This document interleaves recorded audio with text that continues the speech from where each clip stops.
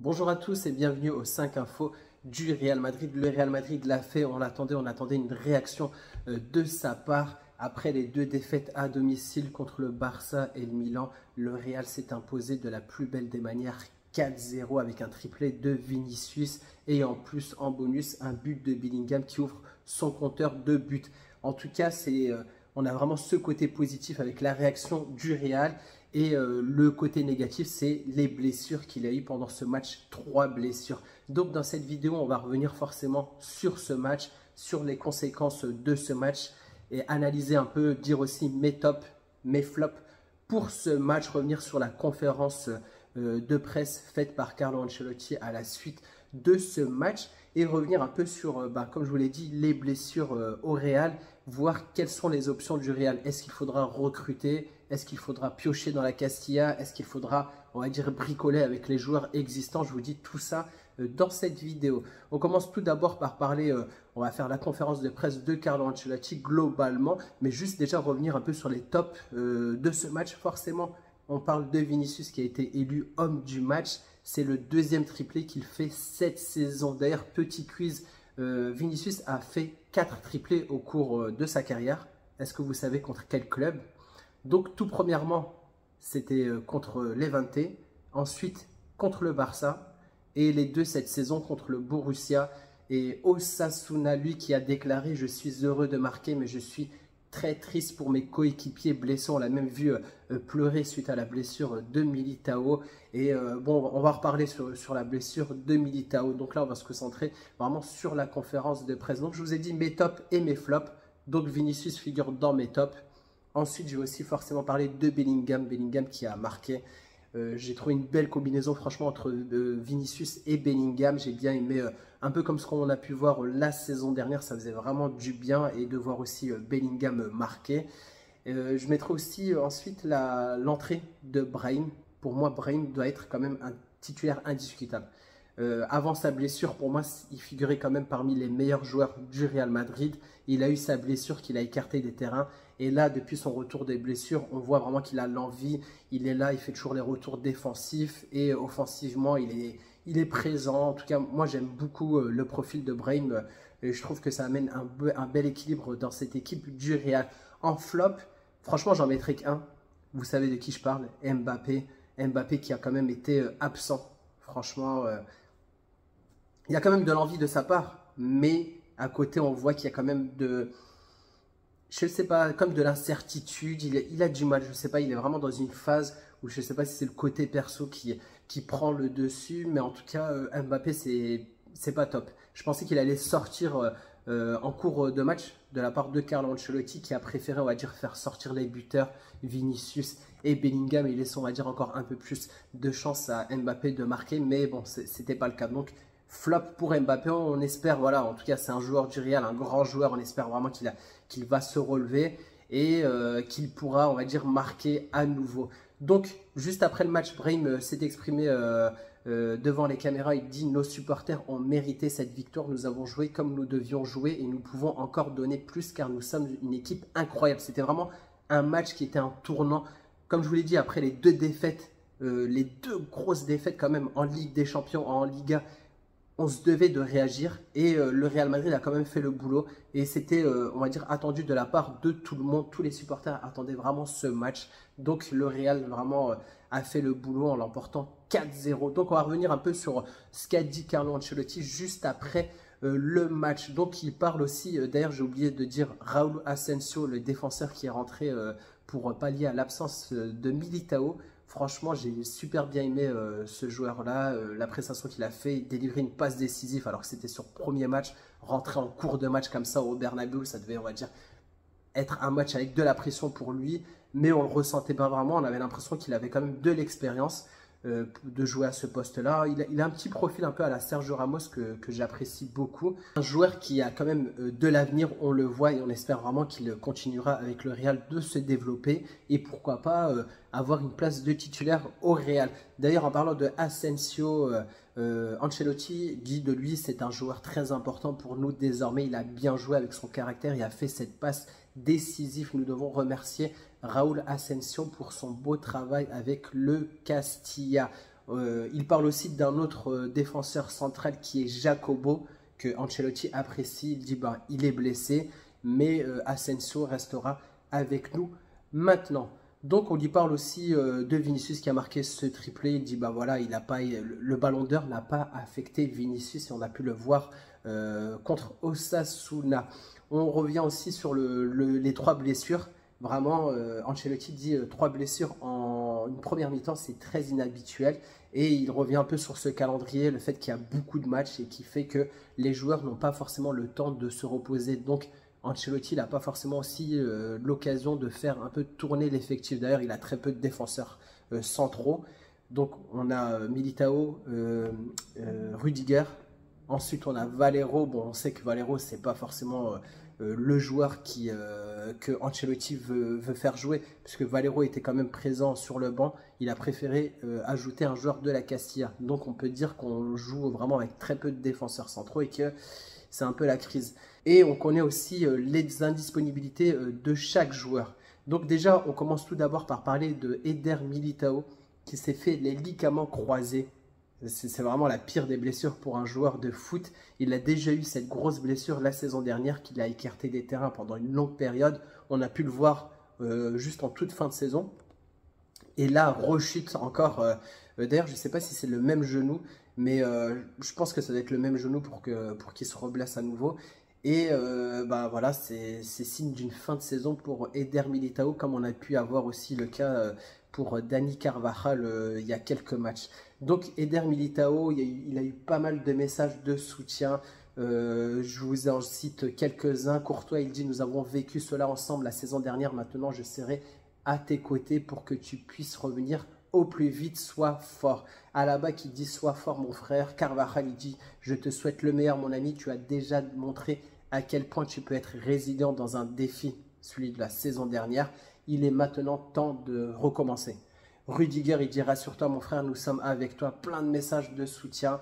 Eder Militao qui a aussi fait un post Instagram en disant: merci à tous pour les messages, l'attention et le soutien. C'est juste un combat de plus à gagner. Je connais déjà le chemin du retour. Abandonner ne fait pas partie de mon histoire. On espère vraiment un vif retour de notre défenseur Eder Militao qui commence, on va dire, à reprendre vraiment le rythme et à être bon sur les terrains. Et un des messages de soutien d'un ancien joueur du Real, parce que ça va être la transition sur la 3e info, c'est Sergio Ramos qui dit: force Mili, tu connais le chemin du retour, tu l'as parcouru une fois et tu vas le refaire. Donc, selon Marca, le Real Madrid comprend désormais qu'il est nécessaire de recruter un défenseur central et le club a déjà commencé à chercher des négociations avec d'éventuels profils de défenseurs centraux. Donc, comme je vous l'ai dit, Sergio Ramos, on va parler de lui. Selon le site Fichares, le Real Madrid envisage de faire signer en urgence Sergio Ramos qui est actuellement libre de tout contrat. Donc, il le voit comme un remplacement possible d'Eder Militao qui s'est blessé pour toute la saison. Donc, on sait aussi que l'histoire de Sergio Ramos, peut-être avec le Real Madrid, n'est pas finie. Il est parti, on va dire...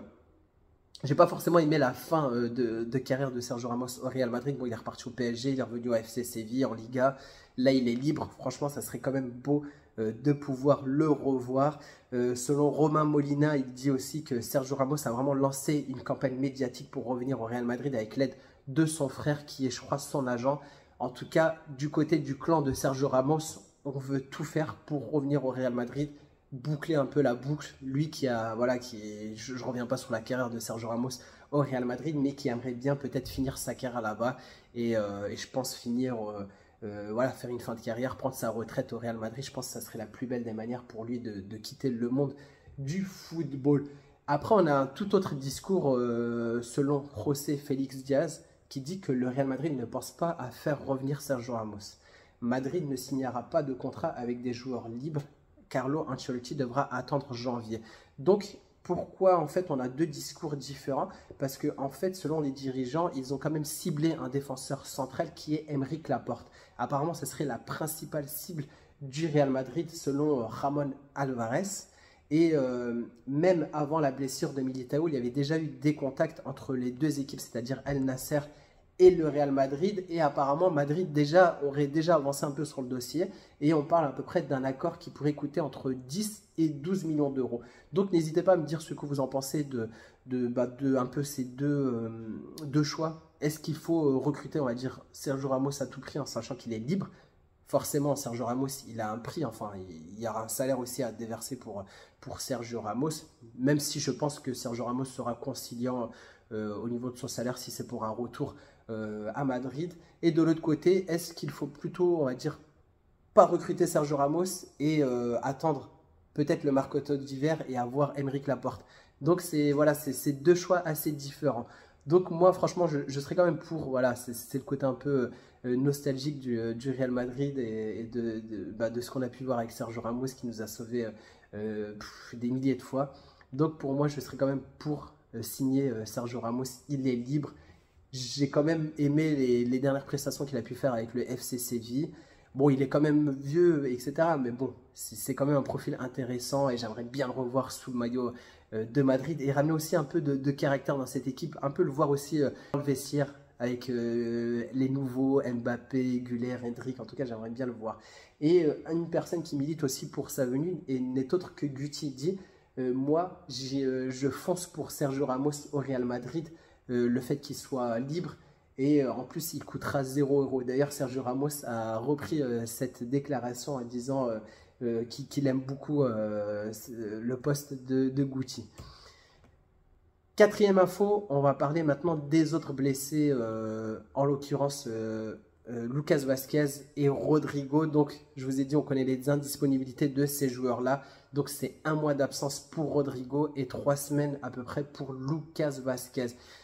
Pour le cas de Rodrigo, moi j'ai l'impression qu'il a quand même forcé son retour parce qu'on l'a annoncé plutôt, lui qui a joué contre le Milan. Il n'était pas forcément annoncé pour jouer contre le Milan, il a quand même joué. Et là, on voit que vraiment que c'est un retour, on va dire, précipité de la part de Rodrigo. Donc c'est mon avis. Concernant Lucas Vazquez, selon Marca apparemment, il était à un niveau physique assez bas. Les expériences qui ont été réalisées au centre d'entraînement à Valdebebas l'ont confirmé. L'équipe d'entraîneurs et le joueur étaient au courant. Donc on savait forcément que Lucas Vazquez il n'était pas au top. Donc on l'a quand même fait jouer. Donc ça sera quand même à débattre ces choses-là. Mais c'est vrai qu'au poste d'arrière droit, on n'a plus trop de solutions. Mais est-ce qu'il aurait peut-être préféré être préférable de laisser Lucas Vazquez se reposer et ne pas avoir cette blessure-là? Donc ça sera des choses à discuter. Et pourquoi je vous dis ça? Parce que vous savez, Pintus, qui est l'entraîneur physique du Real Madrid, qui est considéré comme le secret du succès physique vraiment de ces dernières années, tout le monde veut nous l'arracher, il est quand même au centre des interrogations par rapport aux nombreuses blessures qu'il y a actuellement. Juste pour rappel, actuellement, comme blessé, on a Alaba, David Carvajal, Courtois, Tchouaméni, Rodrigo, Militao et Lucas Vazquez. Donc ça fait beaucoup de blessés en ce moment, même si on sait que le calendrier en est pour quelque chose. Le fait aussi que ces joueurs, pas tous, mais la plupart, ont joué aussi l'Euro, ont fait pas mal de matchs, donc c'est assez compliqué. Maintenant, il y a le choix entre aller au mercato d'hiver, recruter des joueurs pour pallier à ces absences-là, piocher à la Castilla comme on a pu le faire avec Asensio, en sachant qu'on a aussi un autre joueur dont je vous ai parlé lors de ma dernière vidéo, Jesus Fortea, qui est un arrière droit qui devrait aussi pallier l'absence de Dani Carvajal, et encore plus maintenant qu'on a Lucas Vazquez qui est absent. Donc sur le poste d'arrière droit, ça devient assez compliqué. Durant le match contre Osasuna, on a pu voir que Fede Valverde a occupé ce poste-là, et du coup, apparemment, le Fede Valverde serait le choix numéro 1 pour remplacer Lucas Vazquez au poste d'arrière droit pour les prochains matchs.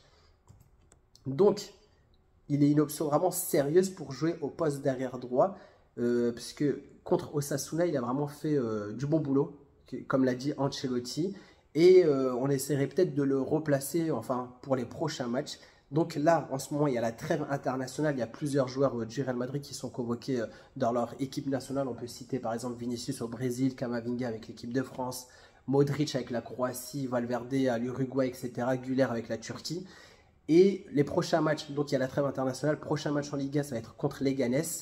Et ensuite, un des matchs les plus importants, ça va être le déplacement à Liverpool.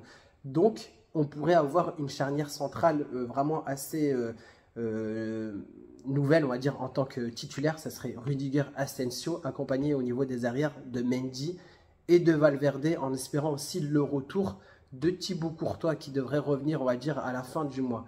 Donc ça va être vraiment de l'expérimentation. Contre les Ghana, ça devrait le faire. Et contre Liverpool, ça va être très compliqué. Mais bon, on est le Real Madrid. On sait, voilà, on a pu le voir la saison dernière qu'on a pu bricoler avec, le peu de joueurs qu'on avait, le peu d'effectifs. J'espère que le Real pourra vraiment rivaliser avec Liverpool, surtout qu'on a besoin de points et qu'on est classé, on est vraiment au milieu de tableau en Ligue des Champions. Donc c'est tout pour le 5 info. N'hésitez pas à me dire en commentaire ce que vous pensez un peu de cette actualité-là. Vraiment de toutes les options qu'il peut y avoir pour le Real Madrid, c'est-à-dire soit les options du Mercato, option Castilla, le retour de Ramos, est-ce qu'il faut attendre Aymeric Laporte, le positionnement de Valverde au poste d'arrière droit. C'est vraiment du bricolage, mais bon, on n'a pas le choix comme je vous l'ai dit. Et voilà, n'hésitez pas à me dire tout ça en commentaire et comme ça on peut débattre ensemble. Donc c'est tout pour le 5 info et je vous dis ciao, à la prochaine vidéo. Bye.